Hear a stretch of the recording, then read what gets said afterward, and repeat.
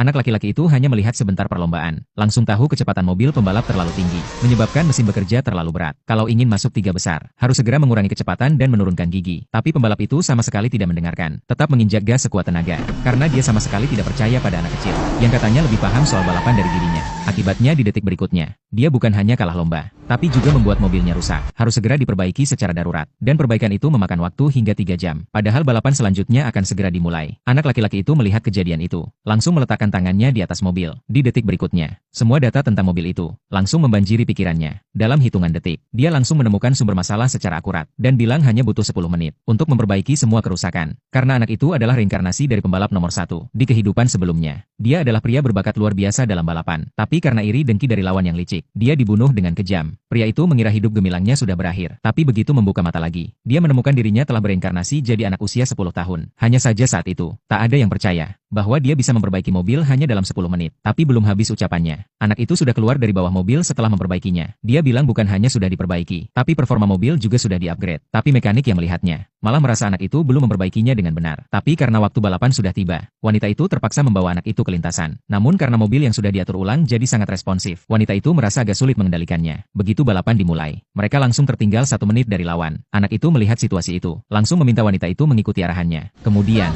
dia mulai memberi instruksi presisi untuk drift di tikungan. 1 tikungan, langsung memangkas 10 detik. Aksi luar biasa itu membuat seluruh penonton tercengang, dan harapan untuk membalikkan keadaan pun mulai muncul. Tapi anak orang kaya sama sekali tidak peduli, karena pembalap andalannya sudah unggul lebih dari 50 detik. Tapi wanita itu terus melakukan drift sempurna di tiap tikungan, membuat anak orang kaya mulai cemas. Akhirnya dia memberi perintah agar pembalap lain menghadang wanita itu, mencegahnya menyalip lebih jauh. Lintasan pun langsung jadi kacau. Melihat hal itu, semua orang marah tapi tak bisa berbuat apa-apa. Namun anak laki-laki itu tetap tenang, terus mengarahkan wanita itu di lintasan. Dengan 2 kali drift ekstrim, mereka berhasil menghindari tabrakan dengan selamat. Tapi jarak mereka dengan posisi pertama sudah terpaut hingga 3 menit penuh. Dan saat itu, balapan hanya tersisa 2 putaran terakhir. Melihat situasi seperti itu, semua orang kehilangan harapan. Tak ada yang percaya mereka masih bisa menang. Tapi anak laki-laki itu tidak gentar. Dia menyuruh wanita itu berhenti dan gantian dia yang menyetir. Dan wanita itu hampir tanpa ragu langsung menepi dan berganti posisi. Penonton melihat itu, mengira dia menyerah dari lomba. Anak orang kaya langsung mengejek, katanya lebih baik cepat-cepat menikah saja daripada mempermalukan diri. Tapi di detik berikutnya, anak itu memacu mobilnya seperti kilat, menyalip satu demi satu mobil. Dalam waktu kurang dari 2 putaran,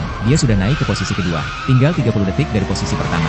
Anak orang kaya mulai panik melihatnya, langsung merebut mikrofon, menyuruh pembalapnya untuk segera mempercepat laju. Tapi pembalap itu santai saja, meyakinkan bosnya untuk tenang, karena dia adalah murid dari Raja Balap. Dan di tikungan terakhir, tidak mungkin anak itu bisa menyalipnya. Tapi anak orang kaya semakin gelisah. Instingnya bilang, anak itu belum menunjukkan kemampuan sebenarnya. Pembalapnya tetap santai, sambil menepuk dada dan berjanji, kalau sampai tersalip, dia rela mati di lintasan.